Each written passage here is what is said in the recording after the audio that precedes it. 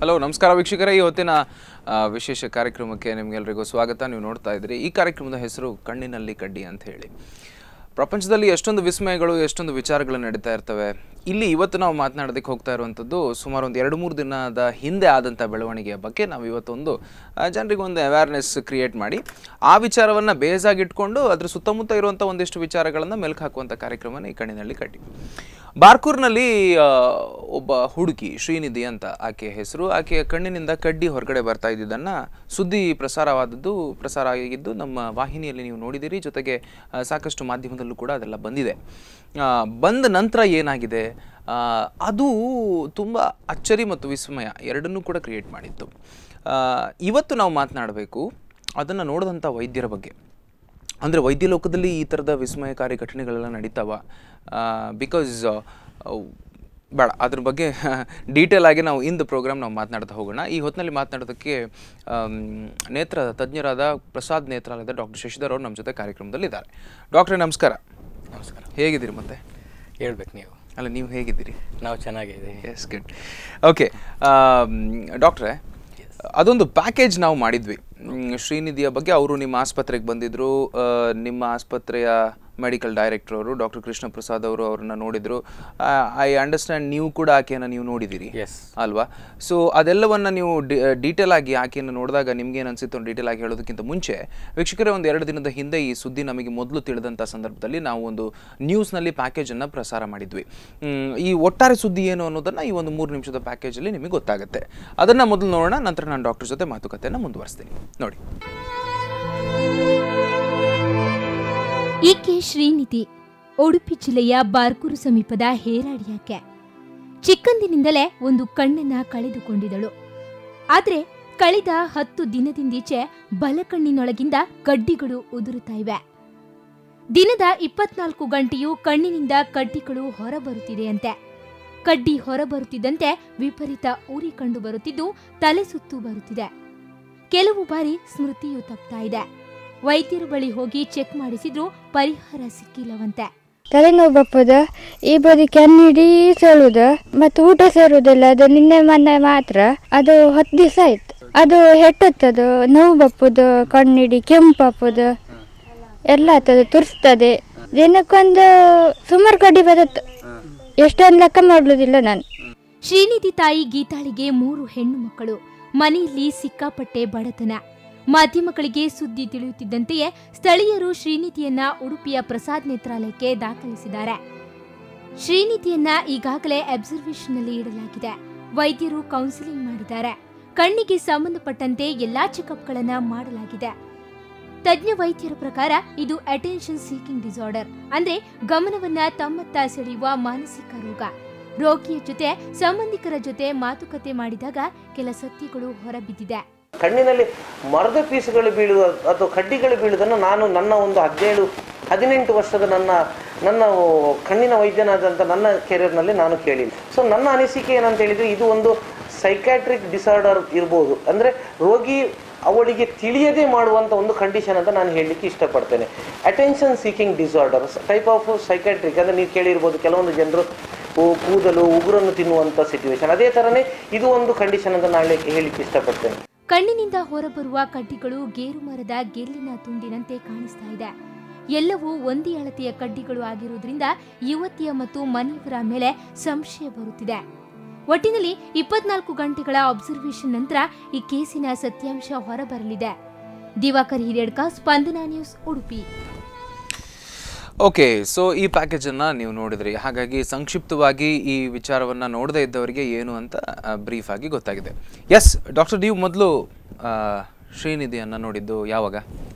ನೋಡಿ, ಶ್ರೀನಿಧಿ ಅವರು ನಮ್ಮ ಹಾಸ್ಪಿಟಲ್ನ ಹಳೆಯ ಪೇಷಂಟ್. ಓಕೆ, ಹಳೆ ಪೇಷಂಟ್. ಓಕೆ, ಅವರು ಮೊದಲು 2014ನಲ್ಲಿ ಏಪ್ರಿಲಲ್ಲಿ ಒಮ್ಮೆ ಬಂದಿದ್ರು. ಓಕೆ, ಯಾವುದಕ್ಕೆ?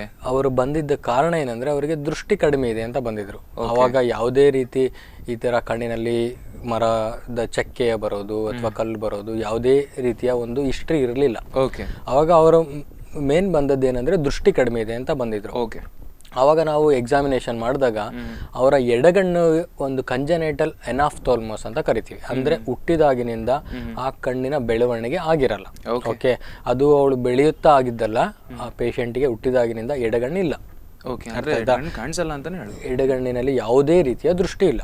ಓಕೆ, ಮತ್ತೆ ಬಲಗಣ್ಣಿನಲ್ಲಿ ಅವರಿಗೆ ಸ್ವಲ್ಪ ದೃಷ್ಟಿಯ ತೊಂದರೆ ಇದೆ. ಅದಕ್ಕೆ ನಾವು ಪ್ರೈಮರಿ ಆಪ್ಟಿಕ್ ಅಟ್ರೋಫಿ ಅಂತ ಹೇಳ್ತೀವಿ. ಅದನ್ನು ನಾವು ಡೀಟೇಲ್ಡ್ ಆಗಿ ಅವರಿಗೆ ಕಣ್ಣಿಗೆ ಒಂದು ಡೈಲೇಟಿಂಗ್ ಡ್ರಾಪ್ಸ್ ಅಂತ ಕರಿತೀವಿ, ಅದನ್ನ ಹಾಕಿ ಕಣ್ಣಿನ ನರನ ಚೆಕ್ ಮಾಡಿದಾಗ ನರದಲ್ಲಿ ಒಂದು ರೀತಿಯ ವೀಕ್ನೆಸ್ ಅಂತ ಕರಿತೀವಿ. ಅದಕ್ಕೆ ನಾವು ಇಂಗ್ಲೀಷಿನಲ್ಲಿ ಪ್ರೈಮರಿ ಆಪ್ಟಿಕ್ ಅಟ್ರೋಫಿ ಅಂತ ಕರಿತೀವಿ. ಅದನ್ನು ನಾವು ಡಯಾಗ್ನೋಸ್ ಮಾಡಿದ್ದೀವಿ.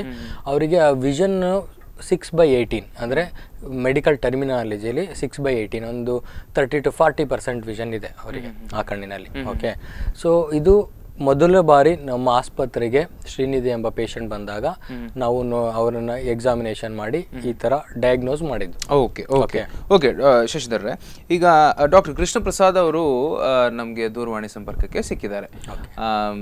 ಡಾಕ್ಟ್ರೆ ನಮಸ್ಕಾರ. ಡಾಕ್ಟ್ರೆ ಹೇಳಿ. ನಮಸ್ಕಾರ, ನಾನು ಅವಿನಾಶ್ ಮಾತಾಡ್ತೇನೆ. ಇಲ್ಲಿ ಲೈವ್ ಚೆನ್ನಾಗಿದ್ದೇನೆ. ಲೈವ್ ಕಾರ್ಯಕ್ರಮ ನಡೀತಾ ಇದೆ. ಇದು ಅದೇ ಶ್ರೀನಿಧಿ ಅನ್ನೋ ಪೇಷಂಟ್ ಬಗ್ಗೆ, ಅದು ಕಣ್ಣಿನಲ್ಲಿ ಕಡ್ಡಿ ಬರುವಂತ ವಿಚಾರವಾಗಿ ಡಾಕ್ಟರ್ ಶಶಿಧರ್ ಇಲ್ಲಿ ಬಂದಿದ್ದಾರೆ. ಅವ್ರ ಜೊತೆ ನಾನು ಮಾತನಾಡ್ತಾ ಇದ್ದೆ. ಅವರು ಕೂಡ ಪೇಷಂಟ್ ಅನ್ನು ನೋಡಿದ್ದಾರೆ. ಈಗ ನೀವು ಅವ್ರ ಜೊತೆ ಮಾತಾಡಿದ್ರಿ 2014 ಅವ್ರು ನಿಮ್ಮ ಆಸ್ಪತ್ರೆಗೆ ಬಂದಿದ್ರಂತೆ, ಆವಾಗ ನೀವು ನೋಡಿದಂತೆ. ಈಗ ಒಟ್ಟಾರೆ ಈ ಕೇಸ್ ಬಗ್ಗೆ ನಿಮಗೆ ಒಟ್ಟು ಏನ್ ಅನ್ಸುತ್ತೆ? ಈ ಕಡ್ಡಿ ಈಗ ಈ ಕೇಸಿನ ನಾನು ವಿವರವಾಗಿ ಹೇಳಲಿಕ್ಕೆ ಇಷ್ಟಪಡ್ತಾ ಇದ್ದೇನೆ ಅವಿನಾಶ್. ಹೇಳಿ. ಸಾಧಾರಣ ಒಂದು 6 months ಬಿಫೋರ್ ಈ ಪೇಷಂಟ್ ನಮ್ಮಲ್ಲಿ ಇದಕ್ಕೋಸ್ಕರ ಬಂದಿತ್ತು. ಯಾವುದಕ್ಕೆ? ಒಂದು ಕಣ್ಣಿಲ್ಲದೆ ಹುಟ್ಟಿದಂತ ಪೇಷಂಟ್, ಎಡಗಣ್ಣಲ್ಲಿ, ಅದಕ್ಕೆ ನಾವು ಎನಾಸ್ಟಾಲ್ಮಸ್ ಅಂತ ಹೇಳ್ತೇವೆ ಆ ಕಂಡೀಷನ್ಗೆ. ಓಕೆ, ಸೊ ಆ ಎನಾಸ್ಟಾಲ್ಮಸ್ ಒಂದು ಕಂಡೀಷನ್ ನಲ್ಲಿ ಅಂದ್ರೆ ಆ ಎಡಗಣ್ಣಲ್ಲಿ ಕಣ್ಣಿರುವುದಿಲ್ಲ. ಓಕೆ, ಬಲಗಣ್ಣಲ್ಲಿ ಕೇವಲ ಬರೇ ಒಂದು 10-20% ಮಾತ್ರ ದೃಷ್ಟಿ ಇದ್ದಂತ ಒಂದು ಮಗು ಅದು. ಅವಾಗ ನಮ್ಮಲ್ಲಿ ಬಂದಾಗ ಡಾಕ್ಟರ್ ಚಿನ್ನಪ್ಪ ಪರೀಕ್ಷೆ ಮಾಡಿ ಗಣ್ಣ ನೋಡ್ಲಿಕ್ಕೆ ಅಟ್ಲೀಸ್ಟ್ ಕಾಸ್ಮೆಟಿಕ್ ಆಗಿ ಅದಕ್ಕೆ ಒಂದು ಪ್ಲಾಸ್ಟಿಕ್ ಕಣ್ಣನ್ನ ನಾವು ಜೋಡಣೆ ಮಾಡಿತ್ತು. ಸೊ ಅದಾದ್ಮೇಲೆ ಮತ್ತೆ ಒಂದು 3 months ಆದ್ಮೇಲೆ ಡಾಕ್ಟರ್ ಸುನೀಲ್ ಅವ್ರ ಹತ್ರ ಬಂದ್ಬಿಟ್ಟು ತೋರಿಸಿದಾಗ ಪ್ರೈಮರಿ ಅಟ್ರೋಪಿ, ಆಪ್ಟಿಕ್ ಅಟ್ರೋಪಿ ಅಂತ ಹೇಳಿದ್ರೆ ಈ ಒಂದು ಹುಟ್ಟುವತ್ತಿ ಮಗು ಕಣ್ಣಿನ ದೃಷ್ಟಿ ದೋಷದಿಂದ ಹುಟ್ಟುವಂತ ಒಂದು ಕಂಡೀಷನ್ ಇದು. ನಾವು ಹೇಳಿದ್ದೀವಿ ಓನ್ಲಿ ಬರೀ ಎಡಗಣ್ಣ ದೃಷ್ಟಿ ಇಲ್ಲ, ಬಲಗಣ್ಣಲ್ಲಿ 10-20% ಮಾತ್ರ ದೃಷ್ಟಿ ಇರುವಂತ ಒಂದು ಸಿಚುವೇಶನ್ ನಾವು ಪೇಷಂಟ್ ಗೆ ಹೇಳಿದ್ವಿ. ಅದಾದ್ಮೇಲೆ ಅವಿನಾಶ್ ಏನಾಯ್ತು ಅಂತ ಹೇಳಿದ್ರೆ, ಒಂದು 10-15 ದಿವಸದಿಂದ ಅವ್ರು ಬಂದ್ರು, ಅವ್ರ ಕಣ್ಣಲ್ಲಿ ಕೆಂಪಾಗಿದೆ ಅಂತ ಹೇಳಿ ಪಿಚ್ಚು ಬರುವಂತ ತೊಂದರೆಗೋಸ್ಕರ ನಾವೇನ್ ಮಾಡಿದ್ವಿ ಅಂತ ಹೇಳಿದ್ರೆ ಔಷಧಿಯನ್ನು ಪರೇಶ್ ಪೂಜಾರಿ ಅವರು ಟ್ರೀಟ್ಮೆಂಟ್ ಮಾಡಿ ಕಳಿಸಿದ್ರು. ಇದೇ ಏಪ್ರಿಲ್ 27ಕ್ಕೆ ನಮ್ಮಲ್ಲಿ ಆ ಹುಡುಗಿ ಬಂದು ಹೇಳಿದ್ಲು, ನನ್ನ ಕಣ್ಣಲ್ಲಿ ಕೋಲುಗಳು ಉದುರುತ್ತಾ ಇದೆ, ಬಿಡ್ತಾ ಇದೆ ಅಂತ ಹೇಳಿ ಡಾಕ್ಟರ್ ಚಿನ್ನಪ್ಪ ಅವರನ್ನು ತೋರಿಸಿದಾಗ ಡಾಕ್ಟರ್ ಚಿನ್ನಪ್ಪ ಅವರು ಹೇಳಿದ್ರು, ಇದು ಕಣ್ಣಿಂದ ಕೋಲು ಬರುದು ತಮಾಷೆ ಮಾಡ್ತಿದ್ರೆ, ನಮ್ ಕಂಡು ಹಿಡಿಲೇಬೇಕು, ನಿಮ್ಮನ್ನ ನಾನು ಅಡ್ಮಿಟ್ ಮಾಡ್ತೀನಿ ಅಂತ ಹೇಳಿದಾಗ ಆ ರೋಗಿ ನಾನು ಅಡ್ಮಿಟ್ ಮಾಡ್ಲಿಕ್ಕೆ ಅವಳು ನಿರಾಕರಿಸಿದ್ಲು ಶ್ರೀನಿಧಿ. ಆದ್ರೆ ತುಂಬಾ ಒಳ್ಳೆ ಪೇಷಂಟ್, ಭಾರಿ ಬಡವರು. ಸೊ ನಾವು ಅದಕ್ಕೆ ಔಷಧಿಯನ್ನು ಕೊಟ್ಟು ಕಳಿಸಿದ್ವಿ. ಇದು ಆದ ಮೇಲೆ ಅವ್ರು ನನಗೆ ಮಾಧ್ಯಮ ಮಿತ್ರರು ಬಂದ ಮೇಲೆ ಹೀಗೆ ಕಣ್ಣಿಗೆ ಕೋಲ್ ಬಿತ್ತು ಅಂತ ಹೇಳಿದ್ಮೇಲೆ ನನ್ನ ಅವರನ್ನು ಮಗುವನ್ನು ಬಂದು ನನ್ನ ಹತ್ರ ಅಡ್ಮಿಟ್ ಮಾಡಿದ್ರು. ಆದ್ಮೇಲೆ ನಾವು 36 ಗಂಟೆಗಳ ಕಾಲ ಐ ಥಿಂಕ್ ಡಾಕ್ಟರ್ ಶಶಿಧರ್ ನಿಮ್ಗೆ ಪೂರ್ಣವಾದ ವಿವರವನ್ನು ಕೊಟ್ಟಿರ್ಬೋದು. ಯಾವುದೇ ರೀತಿಯಂತ ಕಡ್ಡಿ ನಮ್ಮ ಆಸ್ಪತ್ರೆಯಲ್ಲಿ ಬೀಳಿಲ್ಲ. ನನ್ನ ಅನಿಸಿಕೆ ಅಂತ ಹೇಳಿದ್ರೆ, ಅಲ್ಲ ಈಗ ಅವರು ಯಾರು ಬೇಕಂತಲೇ ಮಾಡಿರ್ಲಿಕ್ಕಿಲ್ಲ ಅಥವಾ ಇಂಟೆನ್ಷನ್ ಅಲ್ಲಿ ಮಾಡಿರ್ಲಿಕ್ಕಿಲ್ಲ. ಆದರೆ ಅಂದ್ರೆ without our knowledge she might be putting something stick inside her eye. Exactly, ನೀವು ಅದನ್ನೇ ಹೇಳ್ತಾ ಇದ್ರಿ. Condition called attention seeking disorder. ಅದು ಕೆಲವರು ಜನರು ಕೇಳಿರ್ಬೋದು, ಸ್ವಂತ ಕೂದಲನ್ನು ತಿನ್ನುದು, ಸ್ವಂತ ಉಗುರದ ತಿನ್ನುದು, ಅದೇ ತರದ ಕಂಡೀಷನ್ ಇದು. This might be the same sort of situation, but I cannot come to a final diagnosis. I had referred to some other specialist who can take care about a psychiatrist and all. Right. We need to come to a final conclusion. Right. ಇನ್ನೇನ್ ಕೇಳಿಕ್ಕಿದೆ ಹೇಳಿ. S ಅಷ್ಟೇ ಅದೇ ವಿಚಾರವನ್ನ ನೀವು ಇಲ್ಲಿ ಹೇಳಿದ್ರೆ, ತಿಳಿಯದೆ ಮಾಡೋ ಒಂದು ವಿಷಯ ಇದು ಅಂತ ನೀವು, ಅದು ನಾವು ನಿಮ್ಮ claiming anything about the patient, they are very nice patient, very poor patient. ನಾನು ಈಗಾಗಲೇ ಹೇಳಿದ್ದೇನೆ ಅವರಿಗೆ ಏನು ಟ್ರೀಟ್ಮೆಂಟ್, ಕಣ್ಣಿಗೆ ಸಂಬಂಧಪಟ್ಟದ್ದು ಏನು ಟ್ರೀಟ್ಮೆಂಟ್ ಬೇಕು ಎಲ್ಲವನ್ನು ಉಚಿತವಾಗಿ ನಾವು ಪ್ರಸಾದ್ ನೇತ್ರಾಲಯ ಉಡುಪಿ ರೀತಿಯಲ್ಲಿ ಕೊಡ್ಲಿಕ್ಕೆ ನಾನು ಸಿದ್ಧನಿದ್ದೆ ಎಂಬ ಮಾತನ್ನು ನಾನು ಈಗಾಗಲೇ ನಾನು ನಮ್ಮ ಪತ್ರಕರ್ತ ಮಿತ್ರರಿಗೂ ಹೇಳಿದ್ದೇನೆ ನಾನು. Correct yes thank you, that's so nice of you. Thank you doctor. ನೀವು ಇವತ್ತಿನಲ್ಲಿ ನಮ್ಗೆ ಸಿಕ್ಕಿದ್ರೆ I could not able to talk to you properly because whatever I am talking it was reflecting me back.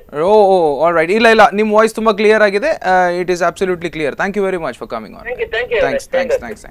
S ಡಾಕ್ಟ್ರೆ, ನೀವು ಹೇಳಿದ್ದನ್ನ ಹೆಚ್ಚು ಕಡಿಮೆ ಅವರು ಸ್ವಲ್ಪ ಬೇರೆ ತರ ಕೃಷ್ಣ ಪ್ರಸಾದ್ ಅವರು ಕೂಡ ಬ್ರೀಫ್ ಆಗೆಲ್ಲ ಹೇಳಿದ್ದಾರೆ.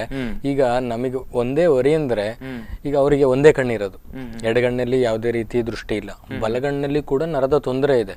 ಈಗ ಅನ್ಇಂಟೆನ್ಷನಲಿ ಅವ್ರು ಆಗ್ತಾ ಇರೋದ್ರಿಂದ ಏನಾಗ್ತಾ ಇದೆ ಅಂದ್ರೆ ಕಣ್ಣಲ್ಲಿ ರಿಪೀಟೆಡ್ಲಿ ಇನ್ಫೆಕ್ಷನ್ ಆಗ್ತಾ ಇದೆ. ಮೊದಲು ಬಾರಿ ಅವರು ಬಂದಾಗ ವೈರಲ್ ಒಂದು ಇನ್ಫೆಕ್ಷನ್ ಆಗಿತ್ತು, ಕಂಜಂಕ್ಟಿವೈಟಿಸ್ ಅಂತ ಕರಿತೀವಿ. ಅದು ಕೋಳಿ ಕಣ್ಣು ಅಂತ.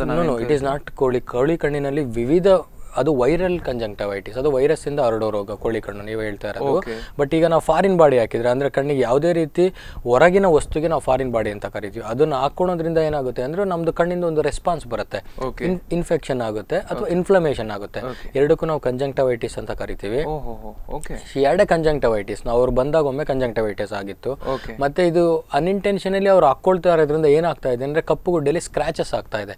ಅದಕ್ಕೆ ನಾವು ಕಾರ್ನಿಯಲ್ ಅಬ್ರೇಷನ್ ಅಂತ ಹೇಳ್ತೀವಿ.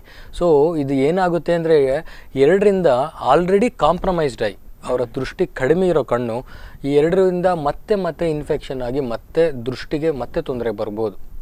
ಸೊ ನಾವು ಇದಕ್ಕೆ ಈಗ ಲಾಸ್ಟ್ ಟೈಮ್ ಬಂದಾಗ ನಾವು ಅದಕ್ಕೆ ಟ್ರೀಟ್ಮೆಂಟ್ ಕೂಡ ಮಾಡಿದ್ದೀವಿ. ಅವರಿಗೆ ಟ್ರೀಟ್ಮೆಂಟ್ ಮಾಡಿ ಅವ್ರನ್ನ ಡಿಸ್ಚಾರ್ಜ್ ಮಾಡಿ ಮಾನಸಿಕ ವೈದ್ಯರ ಹತ್ರ ನಾವು ರೆಫರೆನ್ಸ್ ಲೆಟರ್ ಕೊಟ್ಟು ಕಳಿಸಿದ್ದು. Okay fine.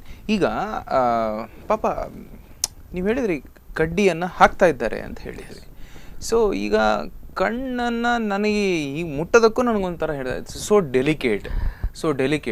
ಈಗ ಅಟೆನ್ಷನ್ ಸೀಕಿಂಗ್ ಡಿಸಾರ್ಡರ್ ಬಗ್ಗೆ ಡಾಕ್ಟರ್ ಕೃಷ್ಣ ಪ್ರಸಾದ್ ಅವರು ಮಾತಾಡಿದ್ರು. ಪ್ರಾಬಬ್ಲಿ ನಾವು ಕಾರ್ಯಕ್ರಮದಲ್ಲಿ ಒಬ್ಬರು ಸೈಕ್ಯಾಟ್ರಿಸ್ಟ್ ಜೊತೆ ಇದನ್ನು ಮಾತಾಡುವಂಥ ಈ ವಿಚಾರ ಡೀಟೇಲ್ ಆಗಿ ಮಾತಾಡುವಂಥ ಪ್ರಯತ್ನವನ್ನು ಮಾಡೋಣ.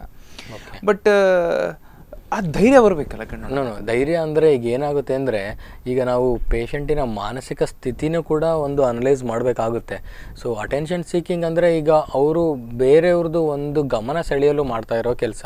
ಮತ್ತೇನಾಗುತ್ತೆ ಅಂದರೆ ಈಗ ನೋಡಿ, ಅದು ಅವ್ರು ಹಾಕ್ಕೊಳ್ತಾ ಇರೋದೊಂದು ಒಂದು ಮರದ ಪೀಸು ನೋಡಿದ್ದೀರಾ? ಪೀಸ್ ನೋಡಿದ್ದೀರಾ? ನಾನು ಪೀಸನ್ನ ತೆಗ್ದಿದ್ದೀನಿ ಕಣ್ಣಿನಿಂದ. ನೀವು ತೆಗ್ದಿದ್ದೀರಾ?